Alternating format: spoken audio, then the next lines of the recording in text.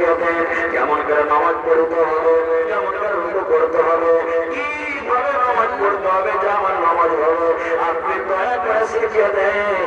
ইয়ার থেকে আমি ভালো করে নামাজ পড়তে জানি না। পরে কি হলো বলছি, এবার আমার মেইন পয়েন্টের হাদিসটা বলা।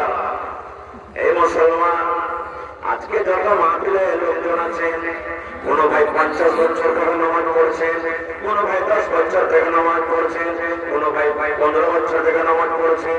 এই মুসলমান, এই হাদিসকে সঙ্গে রেখে যদি আপনার জীবনের নামাজ জীবনে জড়িয়ে আল্লাহর নবীর কারিতার মতো যদি না জীবনে শুধু সাজদা করা হয়েছে, মসজিদ আপনার যাওয়া হয়েছে, কিন্তু আল্লাহর নবীর কারিতার মতো যদি নামাজ না পড়ে থাকে, নামাজ পড়েননি, আল্লাহর দরবারে আপনার নামাজ হয়নি। কেন হয়নি? কারণ আপনি নিজের মন মতো নামাজ পড়েছেন, আল্লাহর নবীর কারিতার মতো নামাজ পড়েননি। আজকে দেখেন, কোন ভাই নামাজ পড়েছেন, হয়তো কোন আল্লাহর এমন বান্দা আছে, ভাই রে তোমার নামাজটা হলো না, বাবু হলো না, ভাই এরকম ভাবে না, এরকম ভাবে পড়তে হবে, এরকম ভাবে উঁচু করতে হবে। এর দুটা রাস্তা আসবে। 1 নম্বর কথা, লোকটা যদি ভালো হয় একসাথ করবে, হ্যাঁ ভাই আমার ভুল হয়েছে। আর যদি ওরকম একটা বোঝাওয়ালা লোক হয়তো কি বলবে জানেন, কত তুই নামাজের কাটা নামাজ হেরেছিস, কবে থেকে তুই নামাজ পড়ছিস, নিজের লেন কথা সোজা নেই আর আমাকে বলতে আসছো। 2 নম্বর, 2000 দিন থেকে নামাজ পড়ে দিবে না করে, যখন ভুলই হয়ে যাবে নামাজ পড়তে নামাজই পড়তে যাবে না। এই তো আমাদের অবস্থা, এই তো আমরা নবীর তারিখা, এই তো মুহাম্মদ করছি। সুবহানাল্লাহ। আর একটা ঘটনা বলে আমি শেষ করে দেব।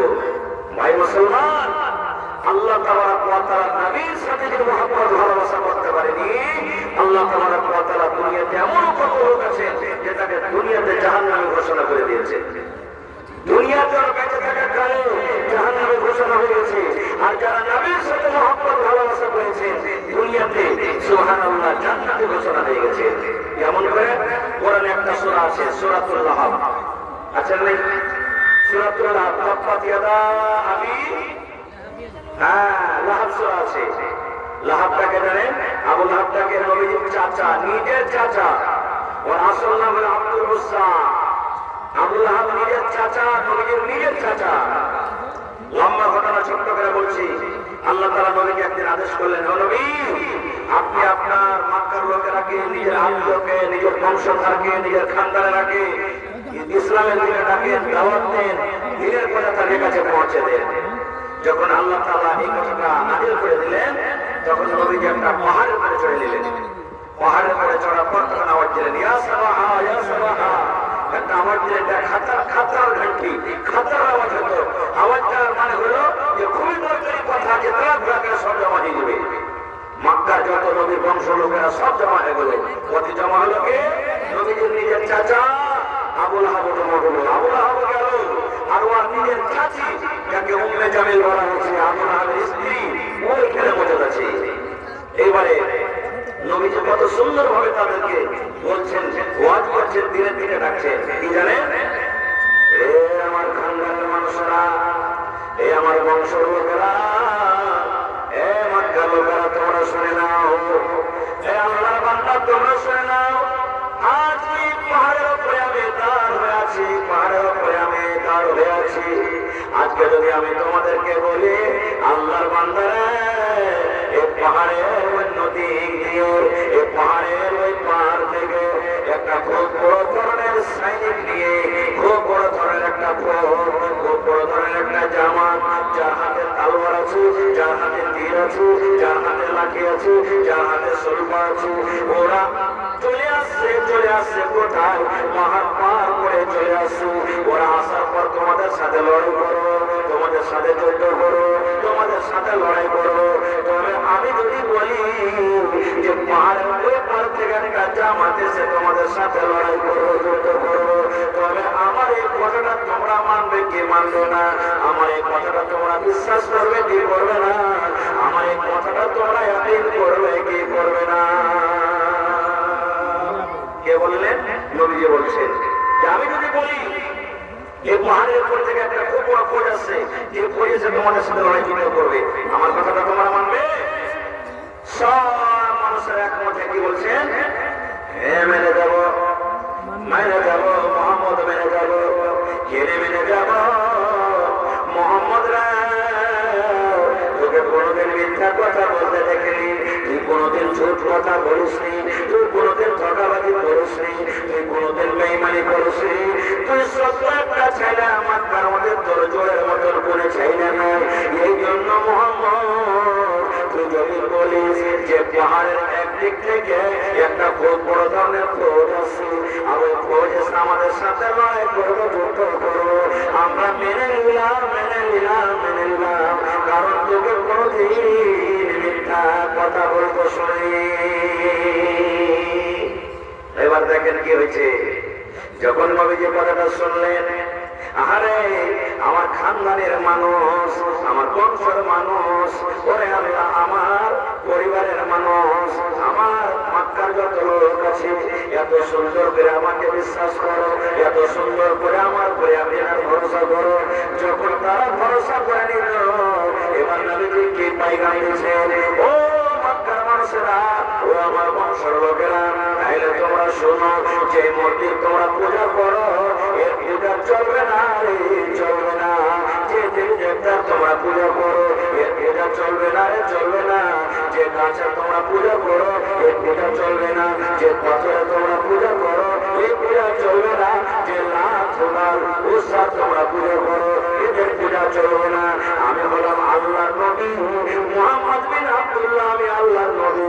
আল্লাহ আমাকে নবী করে দুনিয়াতে পাঠাইছে, এবং আল্লাহ বলে দিয়া আল্লাহর সাথে অন্য কাউকে শরীক করতে হবে না। আল্লাহর ইবাদত বندگی করতে হবে, আল্লাহ তাবারক ওয়া তাআলার রাস্তা গোলামি করতে হবে। এই জন্য মক্কার মানুষ, আজ থেকে তোমরা এক আল্লাহর ইবাদত করো। যেমনই কথাটা বলা, সব থেকে আগে সুবহানাল্লাহ মুখালিফাত করলো কে জানেন? নবীজির নিজের চাচাকে আবু লাহাব। আবু লাহাবকে কথাটা ভালো লাগলো না, এটা নিজের চাচা, ভালো লাগলো না। এমন হলো কথাটা শুনে, যেমন চাল গরম গড় গড় করে আখাতে চাল আছে, কড়াইতে চাল আছে, এক ফোঁটা যদি তাদের পানি ফেলে দেন, যেমন সম্মান সম্মান করে, আরে আল্লাহ চাল করতে লাগলো, মানুষ থাকতে পারবে না।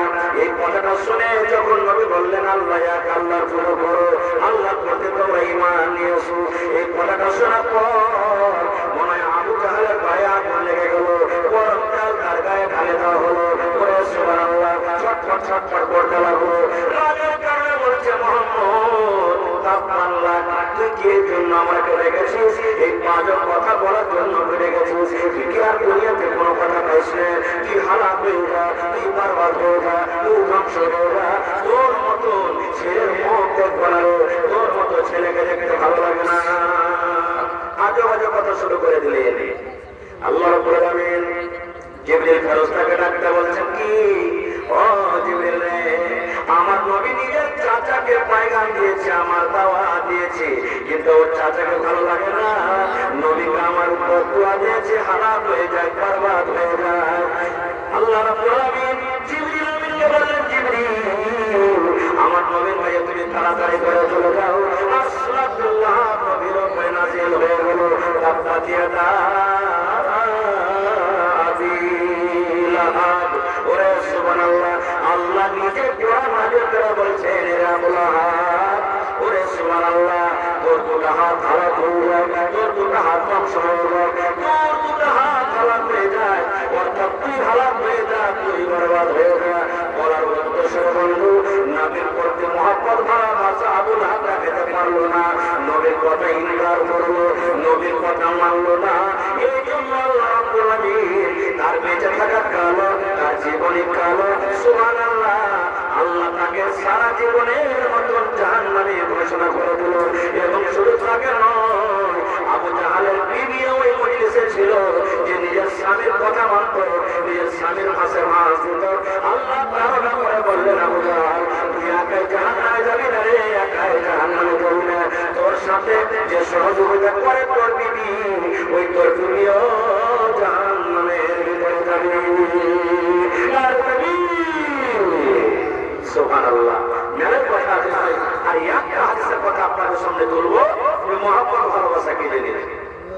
আজকে যেমন বসে আছেন, আল্লাহ রাসূল সাল্লাল্লাহু আলাইহি ওয়াসাল্লাম একদিন সাহাবায়ে কেরামকে বলছেন দান করো, এমন সাহাবীরা দান করো। আজকে মাদ্রাসা জালসা না, যেমন আপনারা এসেছেন শুনবো, কিছু দিবো, মানবো বলে নবীজি বলছেন দান করো। সাহাবায়ে কেরাম দান করবেন। কি দান করবেন? চলে গেলেন নিজের বাড়িতে, কে খাজুর লেসে দিয়ে দিলেন, কে ডুবরে দিয়ে দিলেন, কে উট দিয়ে দিলেন, কে সোনা দিয়ে দিলেন, কে চাঁদি দিয়ে দিলেন, কে কি দিলেন, কে যা পারলেন দিলেন। মজলিসের মধ্যে দুটা সাহাবীর কথা বলবো।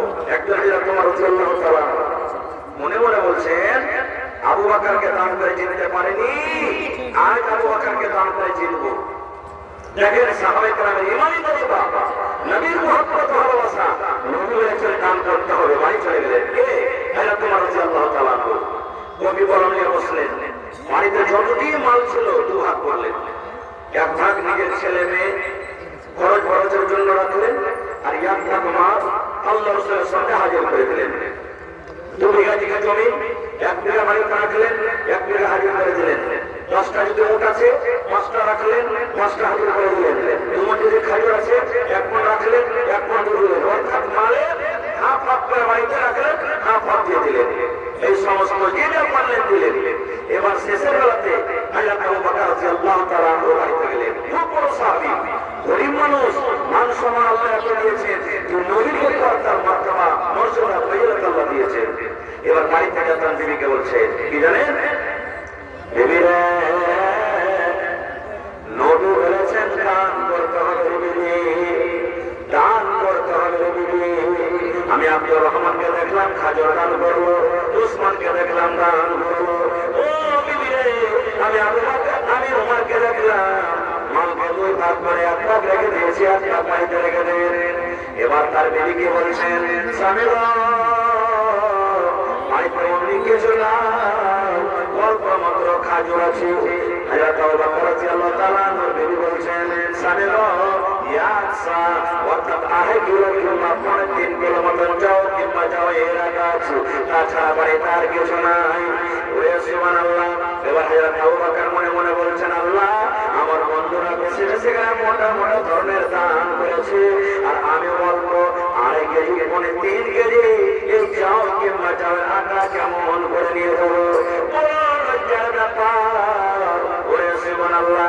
হযরত আবু বকর রাদিয়াল্লাহু তাআলা এখানকার চাদর সুন্দর করে গায়ে দিয়ে ওই মালটাকে নিয়ে হাঁটতে হাঁটতে হাঁটতে বাইতুল মাল যে ঢেরি ছিল জমা, ওই ঢেরিতে রেখে দিল, যেন কেউ দেখতে না পায়, যেন কেউ জানতে না পারে যে হযরত আবু বকর কতটুকু দান করেছে। সব যখন দান নিয়ে আসা বন্ধ হয়ে গেল, এবার নবীজি তখন জিজ্ঞাসা করছেন হে ওসমান তুমি কি দিয়েছ? নবীজি আমি ওসমান ওট দিয়েছি, ঘোড়া দিয়েছি, চাঁদি দিয়েছি, সোনা দিয়েছি। আব্দুর রহমান তুমি কি দিয়েছ? খাজর দিয়েছি। এ ওমর সাহেব তুমি কি দিয়েছ? আমি উট দিয়েছি। এই করতে করতে করতে এবার নবীজি ওমরকে বলছেন ওমর তুমি কি দান করেছ রে বাবা? এবার হযরত ওমর রাদিয়াল্লাহু তাআলা বলছেন ইয়া রাসূলুল্লাহ, মালকে আমি 2 ভাগ করেছি নবী গো। 1 ভাগ আমি নিজের ছেলে মেয়ের জন্য বাড়িতে রেখেছি, আর 1 ভাগ মাল আমি আপনার সামনে হাজির করে দিয়েছি। ওর মনে মনে এখন আশা আছে যে আমি আবু বকরকে দান করে আজকে জিতবো। শেষের বেলাতে নবী আবু বকরকে বলছেন আবু বকর তুমি কি দিয়েছ? এ আবু বকর আজকে তুমি কি জমা করেছ? ওরে আল্লাহ, হযরত আবু বকর রাদিয়াল্লাহু তাআলা এমন উত্তর দিয়েছে, কিয়ামত পর্যন্ত কোন এমন মায়ের লাল হয় জন্ম নেবে না, হযরত আবু বকর রাদিয়াল্লাহু তাআলা মতো উত্তর দেবে। নবী যখন বললেন আবু বকর তুমি কি দিয়েছ? এবার নবী বলছেন আবু বকর বলছেন নবী গো কি দিয়েছে? নবী এটা জিজ্ঞাসা না করে আমি আল্লাহ রায় কি দিয়েছি, আপনার কথা মতো কি হাজির করেছি, আর নিজের ছেলে মেয়ের জন্য বাড়িতে গিয়ে রেখেছি এটা জিজ্ঞাসা করো। এবার নবী বললেন আবু বকর তুমি তোমার ছেলে মেয়ের জন্য বাড়িতে কি রেখেছো এবং আল্লাহ রায় কি খরচ করেছে রে বাবা? ওরে সুবহানাল্লাহ। এলাকার মায়েরা ভাইরা শুনে হযরত আবু বকর রাদিয়াল্লাহু তাআলা কি উত্তর দিয়েছে? নবী গো আমার বাড়িতে শুধু আল্লাহ এবং আল্লাহর রাসূল আছে, আমি নিজের বাড়িতে আল্লাহ এবং আল্লাহর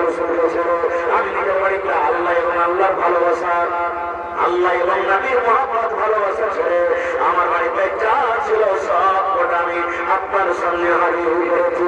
শুধু আমার বাড়িতে আল্লাহ এবং আল্লাহ রাসূলের মাত দিয়ে আমার বাড়িতে যা মাল ছিল নবী গো সব আমি আপনার সামনে হাজির করে দিয়েছি। যখন কথাটা শুনলেন হযরত ওমর রাদিয়াল্লাহু তাআলা বলছেন, আল্লাহ আজকে আমি দান করে পারলাম না, আবু বকরকে দান করে পারলাম না। কেন পারলাম না? এই জন্য পারলাম না, আমি অর্ধেক দান করেছি, অর্ধেক লেগে পেয়েছি, আর আবু বকর পূর্ণ বাড়িতে যা ছিল সব দান করে দিয়েছে। এই জন্য আজকে পূর্ণ বদলা আবু বকর পেয়ে গেল, আমাকে দেবে গেল, আমাকে জিতে নিল। আজকে আমি আবু বকরকে দান করে দিতে পারলাম না। হবে না, হতে পারে না, আমার নবীর সাথে কারো তুলনা হইলে হবে না, হতে পারে না, আমার নবীর সাথে কারো তুলনা। তুলনা তো করে কথা ছায়াও মিলে না, হইলে হবে না, হতে পারে না, আমার নবীর সাথে কারো তুলনা হইলে হবে না, হতে পারে না, আমার নবীর সাথে কারো তুলনা। ভাই আমার বলার অনেক কথা আছে, তবে আজকে যে আমি এখানে এসেছি আমাকে দুটা দায়িত্ব দেওয়া হয়েছে। একটা আপনাদেরকে কিছু দিব, আর একটা আপনাদের কাছ থেকে নিব। আল্লাহ যতটি তৌফিক দিলেন কথা রাখলাম। এই বিষয় নিয়ে আলোচনা করলে আরো কথা লম্বা হয়ে যাবে। আল্লাহ হায়াত রাখেন ইনশাআল্লাহ এই বিষয় নিয়ে আবার কোনদিন আলোচনা করব। তবে ভাই আজকে একটু পরীক্ষা করব আপনাদের যে আমরা হলাম শেষ নবীর উম্মত, নবীকে কতটুকু আমরা ভালোবাসি, নবীর সাথে মহব্বত ভালোবাসা কতটুকু করতে পারি। আজকে আমরা দেখব এই নবীর মাদ্রাসার জন্য, এই নবীর মাদ্রাসার জন্য, এই কোরআনের জন্য, এই দ্বীনি মাদ্রাসার জন্য। সুবহানাল্লাহ, যে মাদ্রাসা হলো আমাদের মান, শান, জান, ঈমান। যে মাদ্রাসা না হলে আমরা আল্লাহকে চিনতে পারবো না, নবীর সাথে মহব্বত ভালোবাসা কেমন করে করতে হবে আমরা শিখতে পারবো না। সেই মাদ্রাসার জন্য দেখি কোন আল্লাহর বান্দা আছে 20,000 টাকা একটা লোক দান করতে পারবেন, একটা লোক 10,000 টাকা দিতে পারবেন, এবং 10টা লোক এমন আছেন 5,000 করে দিতে পারবেন। গত রাত্রে আমার জালসা ছিল রোদ্রি মাদ্রাসাতে, একজন নওজওয়ান সুবহানাল্লাহ 51,000 টাকা নগদ স্টেজে জমা করে দিলেন। তারপর 10,000, 20,000, 5,000 এগুলো তো আছে। আপনাদের পার্শ্ববর্তী মাদ্রাসা তালবনা নাম শুনেছেন? তালবনাতে কয় তারিখ দেশের জালসাটা ছিল বলছি? 17 তারিখ। কি কয় তারিখ? 17 তারিখ। ওই মাদ্রাসার সেক্রেটারি 75,000 টাকা জমা করে দিলেন। সুবহানাল্লাহ, মাদ্রাসার সেক্রেটারি এরকম করে মোটা সব দান করেছে। এই যে ভারতীয় মাদ্রাসা দেখলেন, সুবহানাল্লাহ, ভারতীয় মাদ্রাসাতে দেখলেন আমার ভাই আজাদ আলী সাহেব, ঠিকাদার মনে হয় আজাদ নাম, জানছেন সবাই। গত বছর ছিলেন, এবারও বলছে মাওলানা একজন শিক্ষক মাদ্রাসার 10টা কিংবা টিচার আছে, বলছে যে কোন টিচার যার বেতন সব থেকে বেশি 12 মাসে যত টাকা লাগবে একটা টিচারকে বেতন আমি অ্যাপ্লাই দিব। সুবহানাল্লাহ, গত বছর দিয়েছেন একটা টিচার, এই বছর একটা টিচার দিলেন।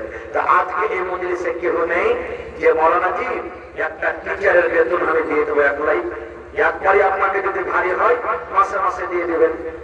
ধরেন একটা টিচারের বেতন 10,000 টাকা আছে, আপনি কোনো মাসে একবার 10,000 দিলেন, 1.5 মাস পড়লো ফের দিলেন, 1.5 মাস পড়লো ফের দিয়ে দিলেন।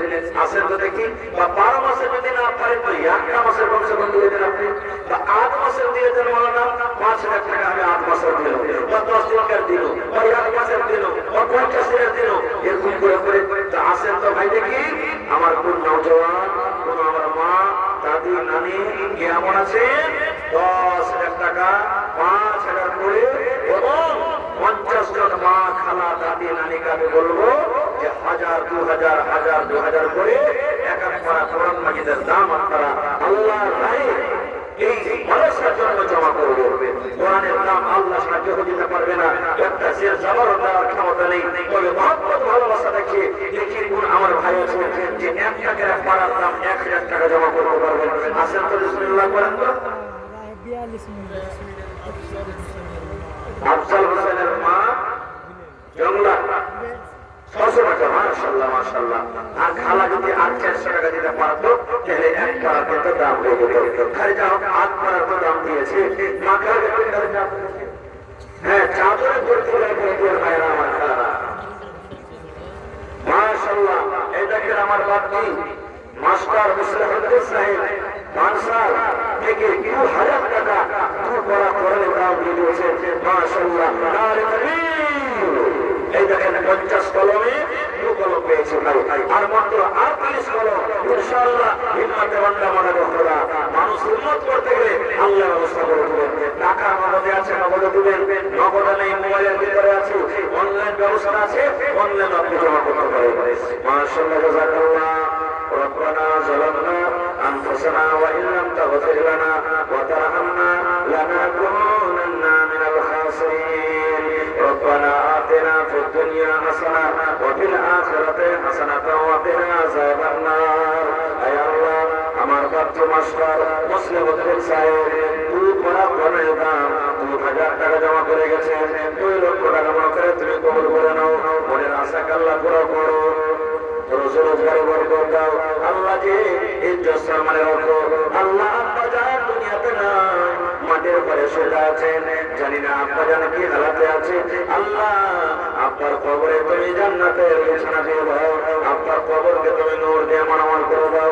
মা বেঁচে আছে, মাকে ভালো রাখো, বিছানায় ফেলে রাখিও না আল্লাহ। যে যতদিন তুমি হায়াত দিয়েছো রব্বুল ইমানের হালাত রাখো, নেককার না করে রাখো। ربنا تقبل منا انك انت السميع العليم। আর আল্লাহ তোমার একটা বান্দি 600 টাকা দান করেছে, আর দুজন আল্লাহ 100 হয়ে দিয়েছে আল্লাহ। তার দানকে তুমি কবুল করে নাও, মনের আশা আল্লাহ পুরো করো, রোজগারে আল্লাহ বরকত দাও, কামাই কামাই আল্লাহ বরকত দাও। আমিন সুম্মা আমিন। মাশাআল্লাহ। আমার মাওলানা সুবহানাল্লাহ 1 2 3 4 5 6 কত হলো?